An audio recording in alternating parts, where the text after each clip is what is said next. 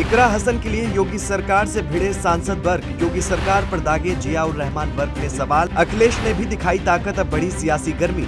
सड़क से लेकर सदन तक लड़ाई का ऐलान, चढ़ा तापमान। बीजेपी खेमे से भी उठी आवाज, मिलेगा इकरा हसन को इंसाफ। जी हां, यूपी की राजनीति में इस समय एक नाम सबसे ज्यादा चर्चा में है और वो नाम है इकरा हसन का, क्योंकि एक एफआईआर से शुरू हुआ मामला अब सिर्फ कानूनी दायरे तक सीमित नहीं रह गया है, बल्कि इसने सियासत का तापमान भी बढ़ा दिया है। अब ये मामला सिर्फ एक सांसद तक सीमित नहीं दिखाई दे रहा, बल्कि सड़क से लेकर संसद तक इसकी गूंज सुनाई देने लगी है।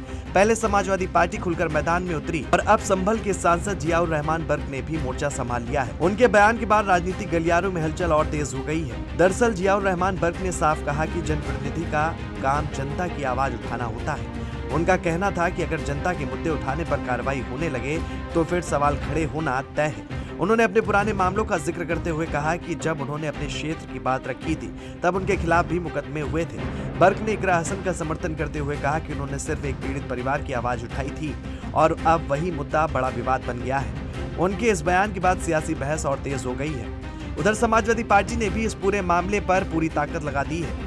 चर्चा है कि अखिलेश यादव ने मामले की जानकारी ली और साफ संदेश दिया कि पार्टी अब नेताओं के साथ मजबूती से खड़ी रहेगी। राजनीतिक गलियारों में ये भी चर्चा है कि सड़क से लेकर सदन तक इस मुद्दे को उठाने की तैयारी की जा रही है। अब पार्टी इसे सिर्फ एक एफआईआर नहीं बल्कि जनता की आवाज और जनप्रतिनिधियों के अधिकार से जोड़कर देख रही है। हालांकि ये पहली बार नहीं है, इससे पहले भी बीजेपी के वरिष्ठ एमएलसी देवेंद्र प्रताप सिंह खुलकर मैदान में उतर आए। उन्होंने साफ कहा था कि जनप्रतिनिधियों के सम्मान को लेकर विधानसभा अध्यक्ष और मुख्य सचिव की तरफ से कई आदेश पहले ही जारी किए जा चुके हैं, लेकिन नीचे के अधिकारी उनका पालन नहीं कर रहे हैं। उन्होंने सीधे सीधे कहा कि अफसरशाही बेलगाम होती जा रही है और लोकतंत्र में जनता द्वारा चुने गए प्रतिनिधियों की गरिमा को नजरअंदाज किया जा रहा है। उनके बयान के बाद सियासी हलकों में हलचल और बढ़ गई है। इतना ही नहीं, बीजेपी नेता ने ऐसा सुझाव दे दिया जिसने सबको चौंका दिया है। उन्होंने कहा कि अब मुख्य सचिव को खुद वीडियो जारी करना चाहिए जिसमें वो जनप्रतिनिधियों का सम्मान करते दिखाई दें, ताकि नीचे तक साफ संदेश जाए। साथ ही उन्होंने कहा कि डीजीपी को भी इसी तरह उदाहरण पेश करना चाहिए और अगर इसके बाद भी कोई अधिकारी नियम तोड़ता है तो उसके खिलाफ सस्पेंशन जैसी कार्रवाई होनी चाहिए। इस बयान ने प्रशासनिक गलियारों में नई चर्चा शुरू कर दी है। बड़ी बात ये रही कि देवेंद्र प्रताप सिंह ने साफ शब्दों में कहा कि इकरा हसन एक महिला है, एक चुनी हुई सांसद है और उनके साथ जिस तरह का व्यवहार हुआ है उसकी निंदा होनी चाहिए। उन्होंने ये भी कहा कि जल्द ही मुख्य सचिव से मुलाकात कर उन्हें उनका ही आदेश याद दिलाया जाएगा।